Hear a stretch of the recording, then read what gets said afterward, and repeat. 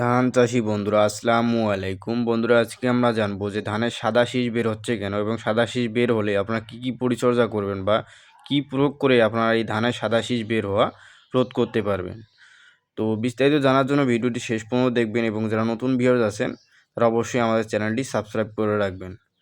তো বন্ধুরা, লক্ষ্য করতে পারতেছেন ধানের শীষগুলো দেখেন, এই যে হাতে আমার শীষগুলো আছে এগুলো কিন্তু সব শীষ সাদা হয়ে গেছে, পুরোপুরি একদম সাদা শীষ হয়েছে। গত কয়েকদিন আগে আমি আপনাদের দেখাইছিলাম যে ধানের শীষের মাথাগুলো মানে সাদা হয়ে যাচ্ছে।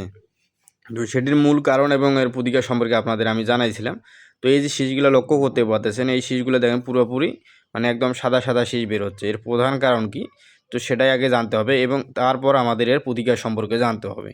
তো বন্ধুরা, এই যে আমাদের ধানের শীষগুলো মূলত দুটি কারণে আর কি এরকম সমস্যা হয় বা সাদা শীষ বের হয়। এক হচ্ছে মাজরা পোকা, দুই হচ্ছে ব্লাস্ট রোগ।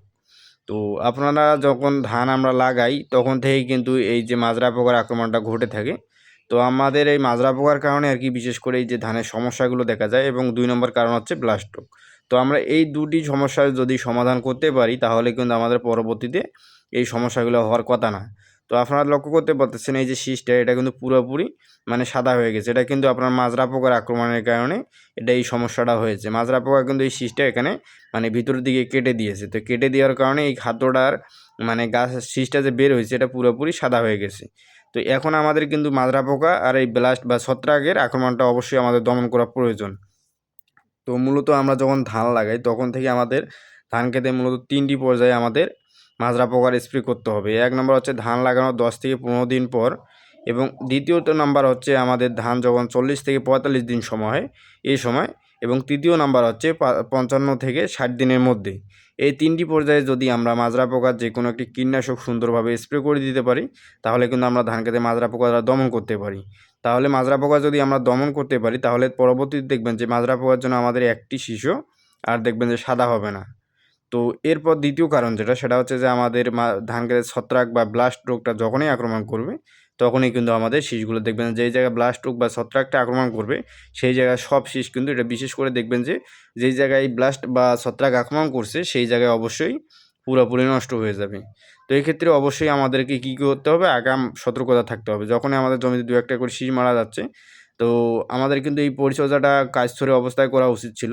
যেটা কিন্তু অনেক লেট হয়ে গেছে। এখন যদি লেট হয়ে গেছে সেহেতু একটু ধান বের হওয়ার মধ্যে একটু সময় দিতে হবে। তো ধান বের হওয়ার সাথে, সাথে যখনই আমাদের পরাগণটা সম্পূর্ণ হবে তখনই কিন্তু আমাদের আরেকটি মানে ব্লাস্ট রোগ দমন করার জন্য ছত্রাকনাশক অথবা ক্লোরোপাইরিপাস প্লাস সাইবারমেথ্রিন গ্রুপের যে কোনো একটি কীটনাশক আমাদের সুন্দরভাবে স্প্রে করে দিতে হবে। তাহলে হবে কি, আমাদের যে ধানের শীষগুলো বের হচ্ছে এগুলোতে আর ব্লাস্ট আক্রমণ করতে পারবে না, পাশাপাশি আমাদের ধান খেতে কোনো রকমের ছত্রাক আক্রমণ করতে পারবে না।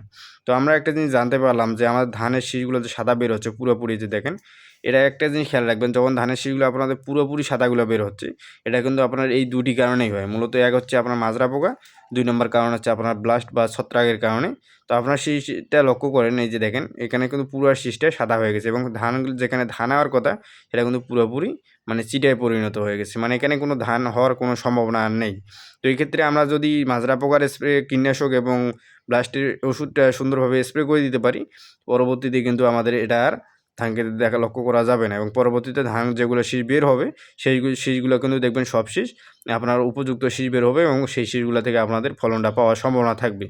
আর এক্ষেত্রে যদি আমরা এই রোগগুলো দমন করতে না পারি তাহলে কিন্তু পরবর্তীতে আমার ধানের ফলন পাওয়াটা অনেকটা কমে যাবে। তো আপনারা একটা জিনিস লক্ষ্য করবেন, যেই ক্ষেত্রে এইরকম রোগ মানে শীষ সাদা হয় সেই ক্ষেত্রে দেখবেন যে যদি আপনাদের স্প্রে করতে ২-১ দিন লেট হয়ে যায় তো ধান খেতে যত লেট করবেন তত দেখবেন যে এরকম সাদা শীষ বের হতেই থাকবে। তো অবশ্যই যাদের জমিতে এরকম ২-১টা লক্ষ্য করা যাচ্ছে তারা অবশ্যই আগাম মানে স্প্রে করার চেষ্টা করবেন কীটনাশক। বিশেষ করে মাজরা পোকার এবং একটি ছত্রাকনাশক সুন্দরভাবে স্প্রে করে দেবেন। তাহলে কিন্তু আপনারা এই শীষ সাদা হওয়াটা রোধ করতে পারবেন। তো বন্ধুরা, আজকে এই পর্যন্তই। সবাই ভালো থাকবেন। ভিডিওটি ভালো লাগলে অবশ্যই আমাদের চ্যানেলটি সাবস্ক্রাইব করে রাখবেন।